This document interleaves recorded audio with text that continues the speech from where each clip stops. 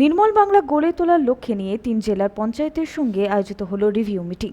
শনিবার দুর্গাপুরের সৃজনী প্রেক্ষাগৃহে পূর্ব বর্ধমান, পশ্চিম বর্ধমান ও বাঁকুড়া জেলার সমস্ত পঞ্চায়েত সমিতি, জেলা পরিষদ এবং জেলা শাসকদের নিয়ে অনুষ্ঠিত হলো এই রিভিউ মিটিং। এদিনের সভায় উপস্থিত ছিলেন রাজ্যের পঞ্চায়েত, গ্রামান্বয়ন ও সমবায় মন্ত্রী প্রদীপ মজুমদার এবং পঞ্চায়েত ও গ্রামান্বয়ন দপ্তরের সচিব পি উলগানাথন। মন্ত্রী প্রদীপ মজুমদার বলেন, রাজ্যের প্রতিটি গ্রাম পঞ্চায়েত এলাকাকে নির্মল করতে তারা বদ্ধপরিকর। প্রায় 82% মানুষ এ বিষয়ে সচেতন হয়েছে। আমাদের গ্রামোন্নয়ন দপ্তর এবং ত্রিস্তরীয় পঞ্চায়েতের মাধ্যমে আমরা গ্রামের মানুষকে বোঝাচ্ছি যে সেই স্নিগ্ধতার হাতছানি যেন আমরা হারিয়ে না ফেলি। আমরা বিভিন্ন রকম প্রযুক্তির মাধ্যমে যেমন জীবনকে উন্নত করার চেষ্টা করছি, আরও বেশি আমরা কুড়ে হচ্ছি কিন্তু আরাম উপভোগ করছি। তার সঙ্গে সঙ্গে ওই আবর্জনার সম্বন্ধে সচেতনতা কোনো বিপর্যয়ের জন্য যেন অপেক্ষা না করে। তো আমাদের কিছু কিছু তো সফলতা আপনাদের সামনেও তুলে ধরা হয়েছে। এইগুলোই আমরা চাই যাতে খুব দ্রুততার সঙ্গে, প্রথম দিকে যে অসুবিধা হয়, দেখুন আমরা বড় বড় প্রকল্প তো সার্থকতার সঙ্গে করতে পেরেছি।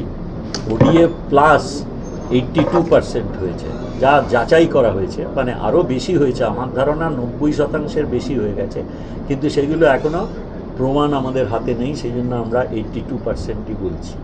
কিন্তু একটা সময় তো যখন শুরু হয়েছিল তখন ওই শুনলেন তো, সরকারি আধিকারিকরা আমাদের গ্রাম পঞ্চায়েতের যারা অতি উৎসাহী নিষ্ঠাবান আমাদের পদাধিকারী ছিলেন, তারা মাঠে মাঠে ভোর থেকে ঘুরতেন বোঝানোর জন্য, কেন ভাই এখানে করছো, তোমরা বলো না একটা শৌচালয় পাবে।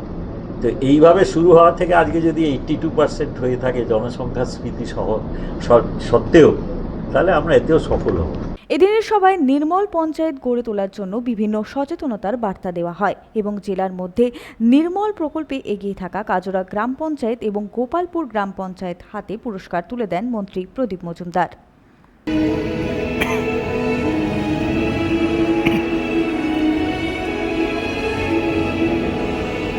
তোমরা কি টয়লেট বানানোটা শুরু করেছো?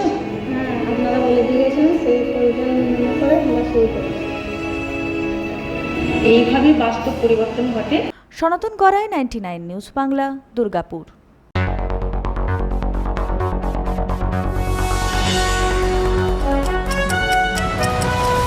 আপনারা দেখছেন 99 নিউজ বাংলা।